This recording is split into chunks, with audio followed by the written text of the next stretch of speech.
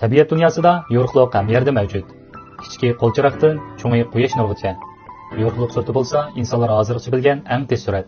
Har qanday masxaraga moddaning yo'riqliq suratiga yetishi mumkin emas. Astronomiya o'lcham birligi ichida biz yana yo'riqliq yili degan so'zni doim anglab turamiz. Yo'riqliq yili bilan insonlar ataydigan bir yil butunlay o'xshamaydigan ikki xil hukm. Biz odatda ataydigan yil bo'lsa, vaqtning uzun qisqaligini ko'rsatadi. Lekin yo'riqliq yili bo'lsa, faqat uzunlikni, ya'ni yo'riqliqning bo'shliq muhitida bir yildagi tarqalish orligini ko'rsatadi. Bepoyon olamda yer shari bir tal qumdanchisi hisoblanmaydi. Agar yanada biz doim ishlatadigan o'lcham birligi bilan hisoblaydigan bo'lsak, u yana bir cheksiz sansiferga aylandi. Shu sababdan olimlar yangi bir o'lcham birligi yo'riqliq yilni hisoblab chiqdi. Bu orqali olamdagi yulduz sistemlari orasidagi oraliqni hisoblab chiqdi. Hammamiz bilamiz, yer shari ekvatorining aylanma uzunligi 40 ming kilometr, lekin yo'riqliqning surati sekundiga 300 ming kilometrga yetalaydi. Shunga u bir sekundda yer sharini aylanib 7.5 qatim uchalaydi. Bu bir qo'rqinchli hukm. Bir yo'riqliq yili taxminan 9.5 ko'paytirilgan 10-15 darajasi metrga teng yoki cho'ng.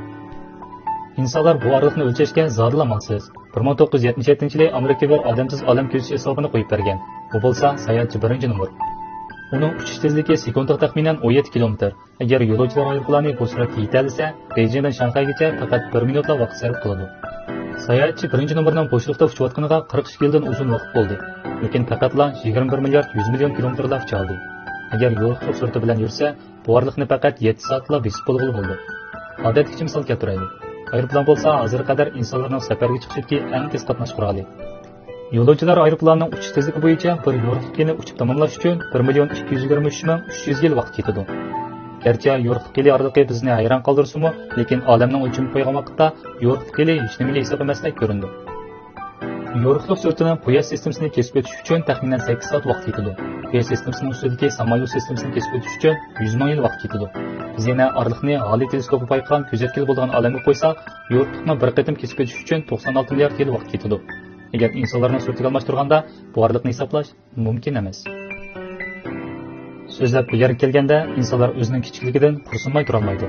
Olamga nazar solganimizda samolyot sistemasi faqat bir chang to'zondan iborat xolos. Bu qitimli sayohat mush yerda oxirlashdi. Men sayohatchi numurining kapitani.